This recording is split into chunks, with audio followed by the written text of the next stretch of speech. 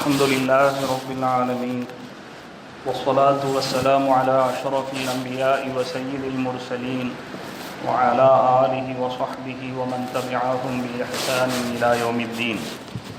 أما بعد فقد قال الله سبحانه وتعالى في القرآن العظيم والفرقان المجيد ورفعنا لك ذكرك.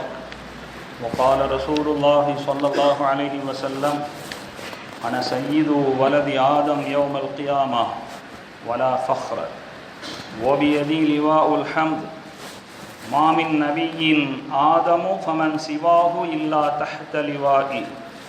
صدق الله مولانا العظيم وصدق رسوله النبي الكريم. اللهم ألهمنا مراشد أمورنا وأعيذنا من شرور أنفسنا ومن سيئات أعمالنا. رب اشرح لي صدري ويسر لي أمري واحلل عقدة من لساني يفقهوا قولي. سبحانك لا علم لنا إلا ما علمتنا إنك أنت العليم الحكيم. எல்லா புகழும் புகழ்ச்சியும் ஏக இறைவன் அல்லாஹ் ஒருவனுக்கே சொந்தம். சலாத்தும் சலாமும் நம் பெருமானார் ரசூலுல்லாஹி ஸல்லல்லாஹு அலைஹி வஸல்லம் அன்னவர்கள் மீதும் அன்னாரின் வழி நடந்த சஹாபாக்கள், தாபிஈன்கள், தபா தாபிஈன்கள், ஷுஹதாக்கள், உலமாக்கள், நல்லவர்கள், நாதாக்கள், இங்கு கூடியிருக்கிற நம்ம அனைவரின் மீதும் அனைத்து முஸ்லிம்களின் மீதும் நிறைவாக கிடைக்கட்டுமாக. வேறு அன்பிற்கும் மிகுந்த மரியாதைக்கும் உரிய பெரியோர்களே, அன்பு சகோதரர்களே, சங்கைக்குரிய தாய்மார்களே, அஸ்ஸலாமு அலைக்கும் வரஹ்மத்துல்லாஹி வபரகாத்துஹு. ஒரு இனிமையான வேளையில் புனிதமான ஒரு மஜ்லிஸிலே நாம் ஒன்று கூடியிருக்கிறோம். உத்தம திருநபி ஸல்லல்லாஹு அலைஹி வஸல்லம் அவர்கள் இந்த பூ உலகிற்கு வருகை தந்த அந்த நிகழ்வை ஞாபகப்படுத்திக் கொள்ளும் விதமாக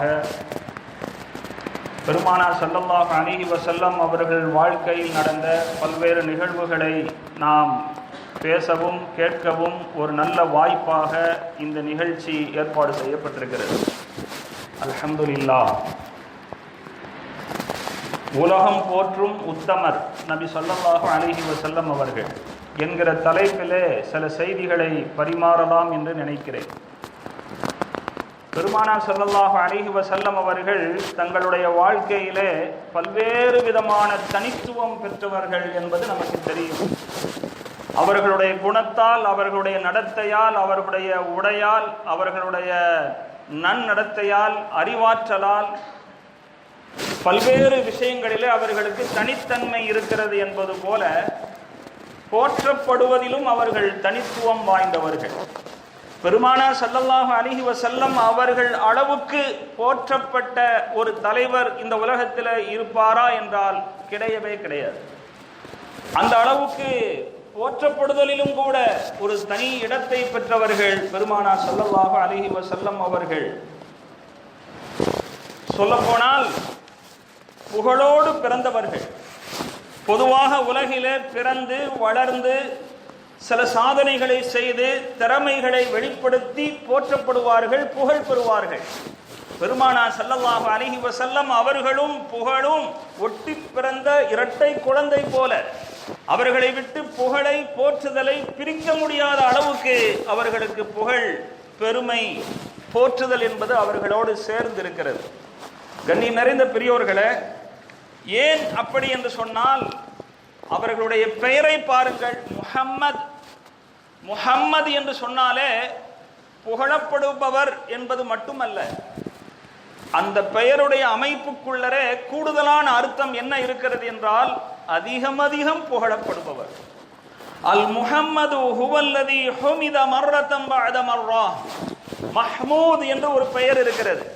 மஹ்மூத் என்பதற்கு ஒரு தடவை புகழப்பட்டவருக்கு கூட மஹ்மூத் என்று சொல்லலாம். ஆனால் முஹம்மது என்ற அந்த வார்த்தையை பல தடவைகள் புகழப்படுகிற ஒருவருக்கு தான் சொல்ல முடியும். பெருமானார் ஸல்லல்லாஹு அலைஹி வஸல்லம் அவர்களுக்கு இயற்கையாகவே இறைவன் அமைத்து தந்த அந்த பெயரே அவர்களுக்கு புகழ் சேர்க்கும் விதமாக அமைந்திருக்கிறது. சில பேருக்கு அப்படி பெயர் அமையும். பெருமானார் ஸல்லல்லாஹு அலைஹி வஸல்லம் அவர்களுக்கும், அதாவது முஹம்மது என்ற பெயரை தாங்கி இருக்கிற பெருமானார் ஸல்லல்லாஹு அலைஹி வஸல்லம் அவர்களுக்கும் அந்த பெயருக்கும் எவ்வளவு பொருத்தம் இருக்கிறது என்பதை நாம் சிந்தனை செய்து பார்க்க வேண்டும். இந்த உலகிலே சிலருக்கு பெயர் ஏருக்கு மாற ஆயிடும், நேர் எதிரும் புதிருமாக இருக்கும். பெயருக்கும் அந்த பெயரை சூட்டப்பட்டவருக்கும் எந்த சம்பந்தமும் இருக்காது. சலீம் என்று பெயர் வைத்திருப்பார்கள். இங்கே சலீம் என்று யாராவது இருந்தால் கோபித்துக் கொள்ளக்கூடாது. உதாரணத்திற்காக சொல்கிறேன். சலீம் என்று சொன்னால் ஆரோக்கியா என்று பொருள். ஆனால் பெருமரும் வியாதிக்கெல்லாம் அவர் சொந்தக்காரராக இருப்பார். அந்த பெயர் அவரிடத்திலே பொருந்தி வராமல் போய்விடுகிறது. அக்கீல் என்று சொன்னால் பேரறிவாளன், அறிவு நிறைந்தவன் என்று பொருள். ஆனால் முட்டாள்தனமான அதிகமான செயலில் ஈடுபடுபவராக இருப்பார். அபுல் ஹசன் என்று சொன்னால் அழகப்பன், பேரழகன் என்பதாக கூட அதற்கு பொருள் செய்யலாம். ஆனால் பார்ப்பதற்கு சகிக்காத அளவுக்கு தோற்றமுடையவராக இருப்பார். குணசீலன் என்று தமிழிலே பெயர் வைப்பார்கள். நன்னடத்தையும் நல்ல குணமும் வாய்ந்தவர் என்பது அதற்கு பொருள். ஆனால் அவரிடத்திலே நிறைய கெட்ட குணங்களும் கெட்ட நடத்தைகளும் இருக்கும். இப்படி பெயரோடு சற்றும் பொருந்தி வராத வகையிலே இந்த உலகத்தில் பலரும் வாழ்வதுண்டு. ஆனால் பெருமானார் ஸல்லல்லாஹு அலைஹி வஸல்லம் அவர்களுக்கு அமைந்த பெயரும் கூட எவ்வளவு பொருந்தி வருகிறது என்பதை நாம் சிந்தனை செய்து பார்க்க வேண்டும். கண்ணியம் நிறைந்த பெரியோர்களே, அப்துல் முத்தலிப் ஹஜ்ரத் ரசூலுல்லாஹி ஸல்லல்லாஹு அலைஹி வஸல்லம் அவர்களுடைய அருமை பாட்டனார் இந்த பெயரை சூட்டினார்கள். அந்த பெயரை அவர்கள் தேர்ந்தெடுத்ததற்கான காரணம் என்ன? கைஃப சம்மைத பி இஸ்மின் லைஸ லி அஹதி மின் ஆபாயிக வ கௌமிக. அப்துல் முத்தலிப் அருமை பாட்டனார் அவர்கள் பெயர் சூட்டிய உடனேயே மக்கள் எல்லாம் ஆச்சரியப்பட்டு, உன்னுடைய சமூகத்திலோ உன்னுடைய மூதாதையர்களோ இதுவரையிலும் சூட்டிராத, யாரும் கேள்விப்படாத ஒரு புதுமையான பெயரை நீங்கள் சூட்டியிருக்கிறீர்களே, எப்படி அதை சூட்டினீர்கள், என்ன நோக்கத்தில் அதை வைத்தீர்கள் என்று கேள்வி எழுப்பப்பட்ட போது அப்துல் முத்தலிப் அவர்கள் சொன்ன பதில், இன்னீல அர்ஜு ஐ அஹ்மதஹு அஹ்லுல் அர்லி குல்லுஹா. இந்த பூமியில் இருக்கிற எல்லோரும் அவரை புகழ வேண்டும் என்று நான் ஆதரவு வைத்து இந்த பெயரை தேர்ந்தெடுத்தேன் என்பதாக சொல்லுவார். அப்துல் முத்தலிப் ஆசைப்பட்டது போல, அப்துல் முத்தலிப் ஆதரவு வைத்தது போல, பொருத்தமான பெயரை தேர்ந்தெடுத்தது போல அவர்களுடைய வாழ்க்கையும் அமைந்தது என்பதை நாம் பார்க்கிறோம். சாதாரணமாக ஒருவர் புகழப்படுகிறார், அவரை ஏற்றுக்கொண்டவர்களால் புகழப்படுவார் என்பது யதார்த்தம், அது சாதாரணமாக நடைபெறக்கூடியது. ஆனால் தன்னை ஏற்போர் தன்னை எதிர்ப்போர் என அனைத்து தரப்பினர்களும் போற்றக்கூடிய வகையிலே, புகழக்கூடிய வகையிலே ஒப்பற்ற ஒரே தலைவர் இருக்கிறார் என்று சொன்னால் அது ஹஜ்ரத் பெருமானார் ஸல்லல்லாஹு அலைஹி வஸல்லம் அவர்கள் மட்டும்தான். கண்ணியம் நிறைந்த பெரியோர்களே, நாம் சில நிகழ்வுகளை இங்கே குறிப்பிட்டாக வேண்டும். பெருமானார் ஸல்லல்லாஹு அலைஹி வஸல்லம் அவர்களோடு இணைந்து அவர்களுடைய வாழ்க்கையை அருகிலிருந்து பார்த்து பழகியவர்கள் பெருமானார் ஸல்லல்லாஹு அலைஹி வஸல்லம் அவர்களை போற்றுகிறார்கள், பாராட்டுகிறார்கள் என்பது வியப்பல்ல. ஹஜ்ரத் சஃபியா ரலியல்லாஹு அன்ஹா திருமணமாகி சில நாட்களிலேயே அவர்கள் வாக்குமூலம் தருகிறார்கள். மா ரஅய்து அஹதன் அஹ்ஸன குலுகன் மின் ரசூலில்லாஹி ஸல்லல்லாஹு அலைஹி வஸல்லம். ரசூலுல்லாஹி ஸல்லல்லாஹு அலைஹி வஸல்லம் அவர்களை விட மிக அழகிய குணம் படைத்த யாரையும் நான் பார்த்ததே இல்லை என்று ஹஜ்ரத் சஃபியா ரலியல்லாஹு அன்ஹா அவர்கள் வாக்குமூலம் தருகிறார்கள். அவர்கள் திருமணம் செய்த அந்த வரலாற்று நிகழ்வை நன்கு படித்தவர்களுக்கு தெரியும். வெகு காலம் அவர்களோடு இவர்கள் வாழ்க்கை நடத்தவில்லை. ரெண்டு பேருக்கும் இடையிலே நீண்ட நெடிய காலங்கள் தொடர்பு ஒன்றும் இல்லை. ஹிஜ்ரி 7ஆம் ஆண்டு ஹைபர் யுத்தம் நடந்து அங்கு கைதியாக பிடிக்கப்பட்ட பிறகு அவர்களை உரிமையிட்டு அவர்கள் முஸ்லிமான பிறகு திருமணம் செய்து கொண்டார்கள். சுமார் 3 அல்லது 3 வருடங்களை விட சற்று கூடுதலாக அவர்களோடு வாழ்ந்திருப்பார்கள். ஆனால் திருமணமாகி சில நாட்கள் அந்த பயணத்தில் சென்று கொண்டிருக்கும் போதே இந்த ஒப்புதல் வாக்குமூலத்தை நற்சான்றை ஹஜ்ரத் சஃபியா ரலியல்லாஹு அன்ஹா வழங்கியிருக்கிறார்கள். அது ஒரு வித்தியாசமான ஒரு தகவலாக இருந்தாலும் கூட இஸ்லாத்தை ஏற்றுக்கொண்டவர்கள் முஸ்லிம்களால் தலைவர் என்று மதிக்கப்படுபவர்கள், இறை தூதர்களிலெல்லாம் மிக சிறப்பான ஒருவராக இருக்கிற அவர்களை பற்றி இப்படி புகழ்வதுதான் இயல்பு. அதைத்தான் நான் சொன்னேன். ஒருவரோடு இணைந்து வாழ்ந்து அவருடைய வாழ்க்கையை அருகில் இருந்து பார்த்து பாராட்டுவது என்பது வியப்புக்குரிய விஷயம் அல்ல. ஆனால் பெருமானார் ஸல்லல்லாஹு அலைஹி வஸல்லம் அவர்களுடைய வாழ்க்கையை வாசித்து பார்த்தவர்கள் கூட போற்றுகிறார்கள் என்பதுதான் வியப்பான விஷயம். அறிஞர் பெர்னார்ட் ஷா சொல்கிறார், முஹம்மது அவர்களுடைய வாழ்க்கையை நான் ஆராய்ந்து பார்த்து விட்டேன். முஹம்மது நபியின் நற்பண்புகள் எனக்கு பிடித்திருக்கின்றன. மனித வாழ்க்கையை பற்றிய அவருடைய கொள்கைகளை நான் ஆதரிக்கிறேன். வருங்காலத்திலே ஐரோப்பியர்கள் முஹம்மதுடைய மார்க்கத்தை ஏற்றுக்கொள்ளக்கூடிய காலம் நெருங்கும் என்று நான் எதிர்பார்க்கிறேன் என்று சொன்னார் அறிஞர் பெர்னார்ட் ஷா. ஆனால் அவர் சொன்னது போலவே கால மாற்றத்தால் பெருமானார் ஸல்லல்லாஹு அலைஹி வஸல்லம் என்கிற ஒப்பற்ற அந்த தலைவர், அந்த தலைவருக்கு இருக்கிற புகழ், அந்த தலைவருக்கு இருக்கிற மதிப்பு, அது ஏற்றுக்கொள்வது என்பது அவர்களால் தவிர்க்க முடியாததாக இருக்கிறது.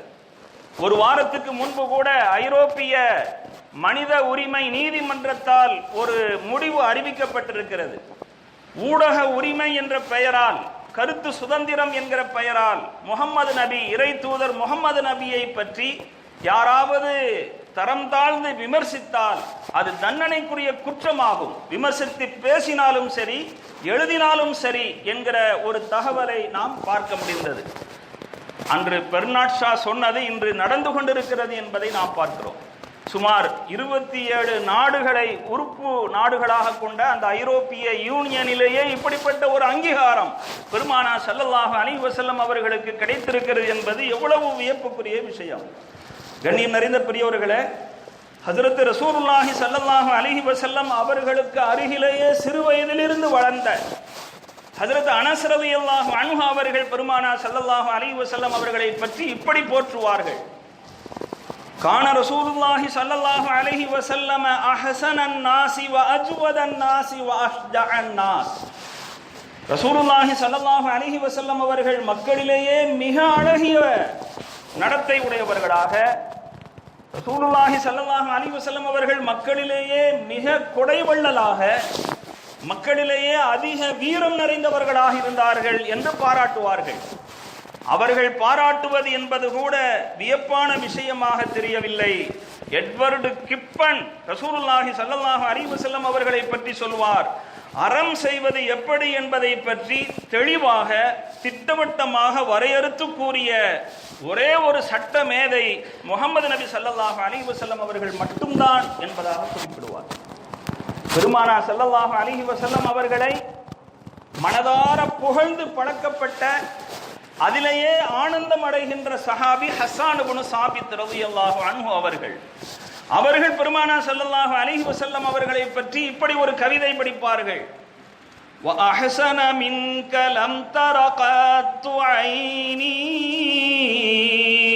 وَأَجْمَلَ مِنْكَ لَمْ تَلِدِ النِّسَاءُ خُلِقْتَ مُبَرَّأً مِنْ كُلِّ عَيْبٍ كأنك قد خلقت كما تشاء. பெருமானார் ஸல்லல்லாஹு அலைஹி வஸல்லம் அவர்களை குறித்து ஹஸ்ஸான் இப்னு சாபித் பாடுகிறார்கள், உங்களை விட அழகான ஒருவரை என் கண் பார்த்ததே இல்லை. உங்களை விட அழகிய நடத்தை உடையவர்களை எந்த பெண்ணும் பெற்றெடுத்ததே இல்லை.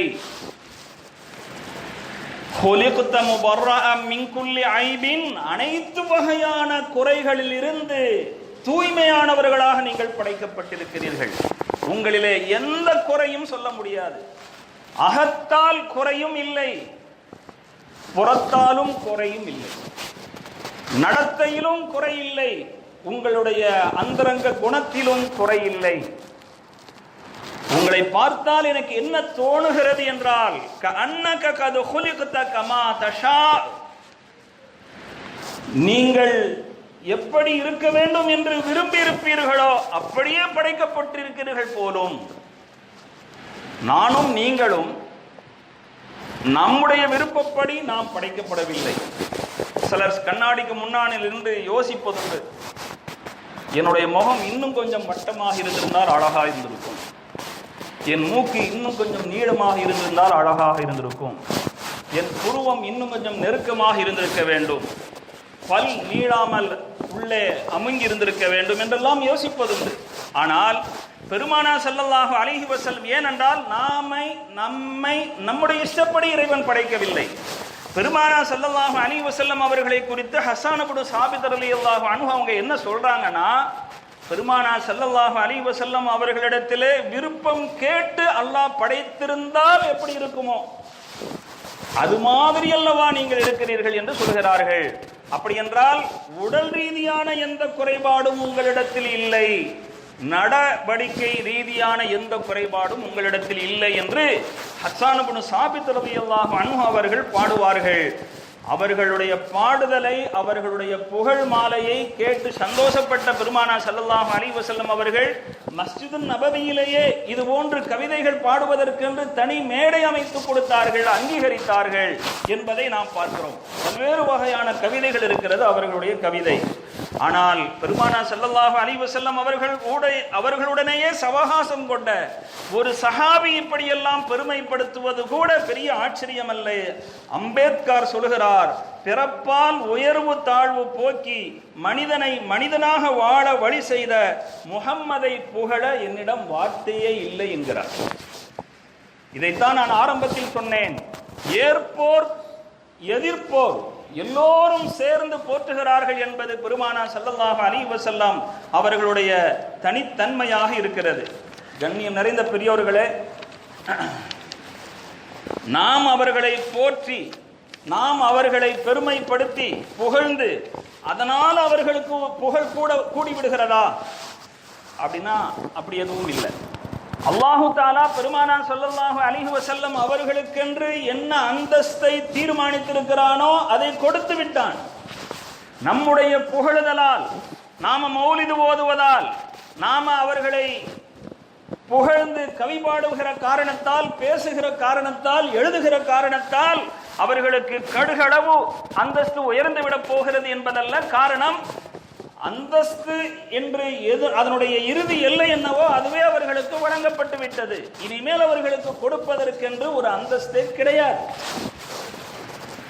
அப்படி என்றால் அவர்களை நாம் புகழ்வது என்பது நமக்கு புகழ் தேடிக்கொள்வதற்காக. நமக்கெல்லாம் தெரியும், எல்லோரும் பரவலாக கேள்விப்பட்ட விஷயம்தான். மைக்கேல் ஹெச் ஹார்ட் The 100 என்கிற ஒரு நூலை எழுதினார்.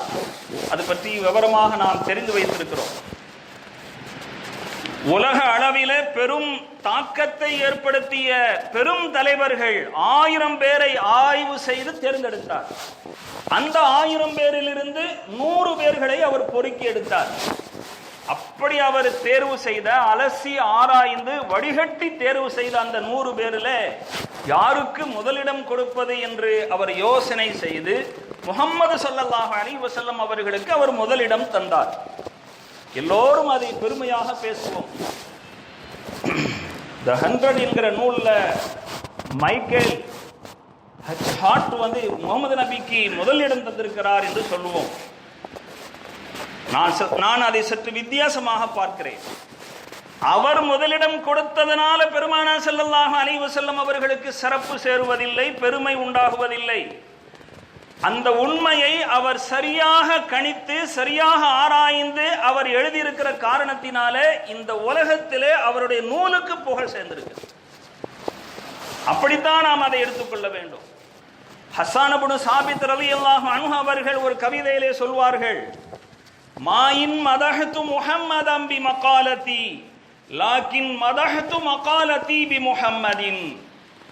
நான் என்னுடைய பேச்சுக்களால் முஹம்மது நபியை புகழ்ந்து விடுவதில்லை, முஹம்மதின் காரணத்தினால் என்னுடைய பேச்சுகளுக்கும் என்னுடைய சொற்களுக்கும் நான் புகழ் தேடிக்கொள்கிறேன் என்பதாக சொல்வார்கள். முஹம்மது நபி ஸல்லல்லாஹு அலைஹி வஸல்லம் அவர்களை பற்றி பேசுவதனால நம்முடைய பேச்சின் தரம் கூடுகிறது, நமக்கு அந்தஸ்து உயர்கிறது என்றுதான் புரிந்து கொள்ள வேண்டுமே தவிர நாம பேசுவதனால பெருமானார் ஸல்லல்லாஹு அலைஹி வஸல்லம் அவர்கள் உயர்ந்து விடுகிறார்கள் என்பது எதுவும் கிடையாது. பெருமானார் ஸல்லல்லாஹு அலைஹி வஸல்லம் அவர்களுடைய அந்த போற்றுதல், அவர்கள் பெற்ற புகழ், இதையெல்லாம் நாம் வேறொரு கோணத்திலே சிந்தனை செய்தோம் என்றால், முக்காலத்திலும் போற்றப்பட்ட ஒரு தலைவர் பெருமானார் ஸல்லல்லாஹு அலைஹி வஸல்லம் அவர்கள். எல்லோரும் பிறந்து வாழ்ந்து புகழை சம்பாதிப்பார்கள். ஆனால் புகழை சம்பாதித்த பிறந்தவர்கள் பெருமானார் ஸல்லல்லாஹு அலைஹி வஸல்லம் அவர்கள். யூதர்கள் அரபியர்களோடு அடிக்கடி சண்டை போடும் போதெல்லாம் பல சமயங்களிலே தோற்று போயிருக்கிறார்கள். ஆனால் ஒரு சமயத்திலே யூதர்கள் எல்லாம் ஒன்று கூடி ஒரு துஆ செய்தார்கள். ரசூலுல்லாஹி ஸல்லல்லாஹு அலைஹி வஸல்லம் அவர்கள் எல்லாம் வர்றதுக்கு முன்பு நடந்த விஷயம். அல்லாஹும்ம பிஹக்கி முஹம்மதின் நபியில் உம்மி அல்லதி வஅத்தனா அன்னக துக்ரிஜுஹு லனா ஃபி ஆகிரிஸ் ஸமான் இல்லா நஸர்தனா அலைஹிம். யா அல்லாஹ், கடைசி காலத்திலே நீ வெளிப்படுத்துவதாக வாக்குறுதி அளித்திருக்கிற உம்மி நபி முஹம்மது ஸல்லல்லாஹு அலைஹி வஸல்லம் அவர்களின் கண்ணியத்தை முன்னிறுத்தி உன்னிடத்தில் நாங்கள் வேண்டுகோள் வைக்கிறோம். இந்த போரிலே அவர்களுக்கு எதிராக நீ எங்களுக்கு வெற்றியை வழங்கு என்று துஆ செய்தார்கள். அப்படி துஆ செய்த அந்த போரிலே அவர்களுக்கு வெற்றி கிடைத்தது. காலங்காலமாக அரபியர்களிடத்தில் தோற்று பழக்கப்பட்ட அந்த யூதர்கள் பெருமானார் ஸல்லல்லாஹு அலைஹி வஸல்லம் அவர்களை போற்றி புகழ்ந்து துஆ செய்ததன் பரக்கத்தாலே வெற்றி அடைந்தார்கள் என்பது வரலாறு. ஹஜ்ரத் இப்னு அப்பாஸ் ரலியல்லாஹு அன்ஹுமா அவர்கள் இந்த செய்தியை அறிவித்திருக்கிறார்கள். அவர்களுடைய புகழ் பாடப்பட்டிருக்கிறது. தௌராத்திலே முஹம்மது நபியை பற்றி என்னென்ன தன்மைகள் எல்லாம் கூறப்பட்டிருக்கிறது என்பது தெளிவாக இருக்கிறது. இன்ஜீலிலே கூறப்பட்டிருக்கிறது. முஹம்மது நபி ஸல்லல்லாஹு அலைஹி வஸல்லம் அவர்களுடைய புகழ் என்பது இதையும் தாண்டி இன்னும் நாம் பின்னோக்கி சென்றோம் என்று சொன்னால், மனித படைப்பு இந்த உலகத்தில் துவங்கிய காலத்திலேயே முஹம்மது ஸல்லல்லாஹு அலைஹி வஸல்லம் அவர்களுடைய புகழ் துவங்கிவிட்டது. அவர்கள் உடலால் இந்த உலகத்தில் பிறப்பதற்கு முன்பு புகழால் இந்த உலகத்தில் பிறந்து விட்டார்கள். ஹஜ்ரத் ஆதம் அலைஹிஸ்ஸலாத்து வஸ்ஸலாம் அவர்களுடைய வரலாற்றை படிக்கும் போது ஒரு நிகழ்ச்சியை பார்க்க முடிகிறது. ஆதம் அலைஹிஸ்ஸலாத்து வஸ்ஸலாம் அவர்கள் சொர்க்கத்திலே குடியமர்த்தப்பட்டார்கள். அவர்கள் அல்லாஹ்வுடைய உத்தரவை மீறி செய்த ஒரு தவறின் காரணத்தினாலே அவர்கள் அல்லாஹ்விடத்திலே தௌபா செய்ய நினைக்கிறார்கள். அல்லாஹ்விடத்தில் அவர்கள் தௌபா செய்ய நினைக்கும் போது, அஸ்அலுக பிஹக்கி முஹம்மதின் இல்லா கஃபர்தலி, முஹம்மதுடைய கண்ணியத்தால் உன்னிடத்தில் கேட்கிறேன், என்னை நீ மன்னித்தாக வேண்டும் என்று ஆதம் அலைஹிஸ்ஸலாத்து வஸ்ஸலாம் அவர்கள் சொல்கிறார்கள். அல்லாஹ் கேட்டான், ஆதமே, முஹம்மதை உனக்கு எப்படி தெரியும்? எங்கிருந்து நீ அறிந்து கொண்டாய்? யா அல்லாஹ், நான் அர்ஷை நோக்கினேன். அந்த அர்ஷிலே லா இலாஹ இல்லல்லாஹ் முஹம்மதுர் ரசூலுல்லாஹ் என்ற ஒரு வரி எழுதப்பட்டிருந்தது. நான் அப்பொழுது புரிந்து கொண்டேன். ஃபஅலிம்து அக்ரமு ஹல்கிக அலைக அன்னஹு அக்ரமு ஹல்கிக அலைக. அந்த உன்னுடைய பெயரோடு இன்னொருவருடைய பெயர் இணைத்து கூறப்பட்டிருப்பதிலிருந்தே நான் விளங்கிக் கொண்டேன், உன்னுடைய எல்லா படைப்புகளிலும் ஆக கண்ணியத்துக்குரியவராக ஆக மதிப்பு மிக்கவராக அவர்தான் இருக்க முடியும் என்று நான் எண்ணி இது மாதிரி நான் சொன்னேன் என்று ஆதம் அலைஹிஸ்ஸலாத்து வஸ்ஸலாம் அவர்கள் சொன்னது. அந்த நேரத்திலே அல்லாஹ் சொல்லுவான், லௌலாஹு லமா ஹலக்துக, அவர் ஒருவர் இந்த உலகத்திலே தோன்றுவார் என்கிற திட்டம் மட்டும் இல்லை என்றால் உன்னை கூட நான் படைத்திருக்க மாட்டேன் என்று அல்லாஹ் அப்பொழுது சொல்லுவான். கண்ணியம் நிறைந்த பெரியவர்களே, இப்போ நாம யோசனை செய்து பார்த்தோம் என்று சொன்னால், இந்த உலகம் தோன்றுவதற்கு முன்பே ஆதி மனிதர் ஹஜ்ரத் ஆதம் அலைஹிஸ்ஸலாத்து வஸ்ஸலாம் அவர்கள் படைக்கப்பட்ட அந்த காலத்திலிருந்தே முஹம்மது நபி ஸல்லல்லாஹு அலைஹி வஸல்லம் அவர்களுடைய போற்றுதல் என்பதும் புகழுதல் என்பதும் துவங்கிவிட்டது என்பதை நாம் அறிந்து கொள்கிறோம். அப்போ பெருமானார் ஸல்லல்லாஹு அலைஹி வஸல்லம் அவர்கள் இந்த உலகத்திலே பிறப்பதற்கு முந்தைய காலத்திலும் போற்றப்பட்டிருக்கிறார்கள். அவர்கள் பிறந்து வாழ்ந்த காலத்திலும் போற்றப்பட்டிருக்கிறார்கள்.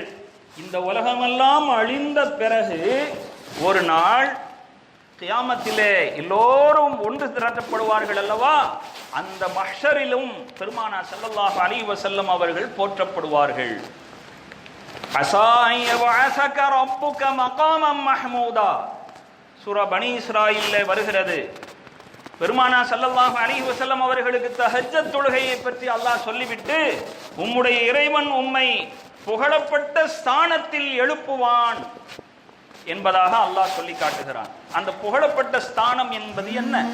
ஹதீஸிலே வருகிறது, அல்லாஹு தஆலா மஹ்ஷரிலே எல்லா மனிதர்களும் காத்து கொண்டிருக்கிற போது, விசாரணை துவங்காதா என்று மக்கள் எல்லாம் தவித்துக் கொண்டிருக்கிற போது, ஆதம் அலைஹிஸ்ஸலாத்து வஸ்ஸலாம் அவர்களிடத்தில் சென்று, நீங்கள் அல்லாஹ்விடத்தில் சிபாரிசு செய்யுங்களேன், அல்லாஹ் விசாரணையை துவக்கட்டும், எவ்வளவு நேரம் நாம் இங்கே காத்திருப்பது என்று கேட்பார்கள். அவர்கள், நான் ஒரு தவறு செய்து விட்டேன், எனவே அல்லாஹ்விடத்தில் போய் நான் இது போன்று பேச துவங்குவதற்கு வெட்கப்படுகிறேன், அதற்கு தகுதியானவனாக நான் என்னை கருத முடியாது, நீங்கள் நூஹ் நபி இடத்திலே போங்க அப்படிம்பாங்க. நூஹ் நபி இடத்துல போனா அவங்க என்னுடைய மகன் காஃபிராக இருந்தும் கூட அவரை நீ காப்பாற்ற வேண்டும் என்று அல்லாஹ்விடத்திலே ஒரு சமயத்தில் நான் துஆ செய்து விட்டேன், அல்லாஹ் அதை என்னை கண்டித்து ஒரு வசனத்தையே குர்ஆன்ல கூட இறக்கி வச்சிருக்கிறான். அதை அவர்கள் மேற்கோள் காட்டி, நீங்கள் இப்ராஹிம் நபி இடத்துல போங்க அப்படிம்பாங்க. இப்ராஹிம் நபி அடுத்த ஒரு நபி இடத்துல, மூசா நபி இடத்துல போங்கம்பாங்க, ஈசா நபி இடத்துல போங்கம்பாங்க. கடைசியாக ஹஜ்ரத் முஹம்மது ஸல்லல்லாஹு அலைஹி வஸல்லம் அவர்களிடத்திலே மக்கள் கோரிக்கை வைப்பார்கள். பெருமானா ஸல்லல்லாஹு அலைஹி வஸல்லம் அவர்கள் மட்டும்தான் எந்த மறுப்பும் எந்த தயக்கமும் காட்டாமல் அல்லாஹ்வுடைய தர்பாரிலே சென்று சஜிதாவில் நீண்ட நேரம் வீழ்வார்கள். ஹதீஸிலே வருகிறது, புகாரி ஷரீஃபிலே பதிவு செய்யப்பட்டிருக்கிறது, நீண்ட நேரம் சஜிதாவில் இருக்கும் போது அல்லாஹு தஆலாவை சில புகழ் வாக்கியங்களால் நான் புகழ்வேன், அது எனக்கு இப்பொழுது தெரியாது, அல்லாஹ் எனக்கு அந்த நேரத்தில் கற்றுத் தருவான். எந்த வாக்கியங்களை கொண்டு அல்லாஹ்வை புகழ்வது என்பதை நான் இப்ப சொல்ல முடியாது, அல்லாஹ் எனக்கு அந்த நேரத்தில் கற்றுத்தருகிற அந்த வாக்கியத்தால் நான் அல்லாஹ்வை புகழ்வேன். அந்த புகழுக்கு பிறகு அல்லாஹு தஆலா எழுந்திரியுங்கள், உங்களுடைய கோரிக்கையை முன்வையுங்கள் என்று சொல்லுவான். ஆனா சய்யிது வலதி ஆதம், ஆதமுடைய பிள்ளைகள் எல்லோருக்குமான தனி தலைவராக நான் அங்கே திகழ்வேன். அதில் எனக்கு எந்த விதமான பெருமையும் அல்ல, நான் பெருமை அடிப்பதற்காக இதை உங்களிடத்தில் சொல்லவில்லை. பியதி லிவாஉல் ஹம்த், என்னிடத்தில் தான் புகழுக்குரிய கொடி கொடுக்கப்படும், என் கையில் தான் லிவாஉல் ஹம்த் இருக்கும் என்று சொல்வார்கள். அந்த லிவாஉல் ஹம்தை பற்றி அவர்கள் சொல்வார்கள், அந்த கொடியின் கீழ்தான் ஆதமாக இருக்கட்டும் அல்லது அதற்கு அப்பால் வந்த நபியாக இருக்கட்டும், எல்லா நபிமார்களும் அந்த கொடிங்கிற தலைமையின் கீழ்தான் ஒன்று சேருவார்கள். கொடி ஏன் வழங்கப்படுகிறது? எல்லோருக்குமான தலைவர் என்பதற்கு அடையாளமாக ஹஜ்ரத் முஹம்மது ஸல்லல்லாஹு அலைஹி வஸல்லம் அவர்களுக்கு அந்த கொடி வழங்கப்படும். அந்த கொடியில் கூட முஹம்மது நபி ஸல்லல்லாஹு அலைஹி வஸல்லம் அவர்களை புகழ்ந்த சில வாக்கியங்கள் பொறிக்கப்பட்டிருக்கும் என்று ஒரு விளக்கம் இருக்கிறது. இன்னொரு விளக்கம் லிவாஉல் ஹம்த் என்பதற்கு என்னன்னா, பெருமானா ஸல்லல்லாஹு அலைஹி வஸல்லம் அவர்கள் அல்லாஹ்வை அதிகமாக புகழ்ந்ததனாலே அல்லாஹ் சந்தோஷப்பட்டு வழங்கக்கூடிய ஒரு கௌரவிப்பு சம்பவம், அது கௌரவிப்பின் அடையாளம். அது எப்படி சில விளையாட்டில் மிக திறமையாக வெற்றி பெற்றவருக்கு, வீரர்களுக்கு கோப்பை வழங்கப்படுகிறது அல்லது பதக்கங்கள் வழங்கப்படுகிறதோ, அது மாதிரி முஹம்மது நபி ஸல்லல்லாஹு அலைஹி வஸல்லம் அவர்களுக்கு லிவாஉல் ஹம்த் வழங்கப்படும். அதன் கீழ்தான் எல்லா நபிமார்களும் ஒன்று சேருவார்கள் என்று பெருமானார் ஸல்லல்லாஹு அலைஹி வஸல்லம் அவர்கள் சொல்லி காட்டுகிறார்கள். இதை வைத்து நாம் பார்க்கிற போது முக்காலத்திலும் போற்றப்படுகிற ஒரு ஒப்பற்ற தலைவர் முஹம்மது நபி ஸல்லல்லாஹு அலைஹி வஸல்லம் அவர்கள். தாங்கள் பிறப்பதற்கு முன்பும் போற்றப்பட்டார்கள், பிறந்து வாழ்ந்து வஃபாத்தானதற்கு பிறகும் போற்றப்பட்டார்கள், நாளை மஹ்ஷரிலும் போற்றப்படுவார்கள் என்பது பெருமானா ஸல்லல்லாஹு அலைஹி வஸல்லம் அவர்களுக்கு இருக்கிற ஒரு தனி சிறப்பு அம்சமாகும். இப்பொழுது நாம் யோசிக்க வேண்டும், இவ்வளவு பெரிய சிறப்பு அவர்களுக்கு எதனால் கிடைத்தது? பெருமானா ஸல்லல்லாஹு அலைஹி வஸல்லம் அவர்களுக்கு முஹம்மது என்று பெயர் இருப்பது போல அஹ்மது என்றும் ஒரு பெயர் இருக்கிறது. முஹம்மது என்பதற்கு அதிகம் புகழப்படுபவர் என்பதாக அர்த்தம் இருக்கிறது என்றால், அஹ்மது என்பதற்கு அதிகம் புகழுபவர் என்ற அர்த்தம் இருக்கிறது. பெருமானா ஸல்லல்லாஹு அலைஹி வஸல்லம் அவர்கள் அல்லாஹ்வை அதிகமாக புகழும் பழக்கம் உள்ளவர்கள். தாங்கள் இருக்கும் போதும், நடக்கும் போதும், சாப்பிடும் போதும், உடை உடுத்தும் போதும், வெளியில் செல்லும் போதும், நோயினால் பாதிக்கப்பட்டவர்களை பார்க்கும் போதும், குத்துபா செய்யும் போதும், எல்லா நிலைகளிலும் அவர்கள் அல்லாஹ்வை புகழ்கிறார்கள். அல்லாஹ்வை நாம் எந்த அளவுக்கு புகழ்கிறோமோ அல்லாஹு தாலா நம்முடைய புகழை அந்த அளவுக்கு உயர்த்துகிறான் என்பதற்கு இது மிகப்பெரிய ஒரு நற்சான்றாக இருக்கிறது. நாமும் நம்முடைய வாழ்க்கையிலே நம்முடைய பல்வேறு சூழ்நிலைகளில் அல்ஹம்துலில்லாஹ், அல்லாஹுவுக்கே சர்வ புகழும், அல்லாஹுவுக்கே எல்லா புகழும் என்கிற அந்த கரிமாவையும் அதிகம் அதிகம் ஓதி பழக வேண்டும். அல்லாஹு தாலா குர்ஆன் ஷரீஃபில் வாக்குறுதி கொடுத்தது போல, வரஃபஅனா லக திக்ரக, உங்களுடைய புகழை நாம் உங்களுக்காக உயர்த்தி விட்டோம் என்று அல்லாஹ் சொன்னான். அதுபோல அல்லாஹ் உயர்த்தி வைத்திருக்கிறான். அல்லாஹ்வுடைய கிருபையால இந்த மஜ்லிஸ் ஒவ்வொரு நாளும் 12 நாட்கள் தொடர்ந்து நடைபெறும்.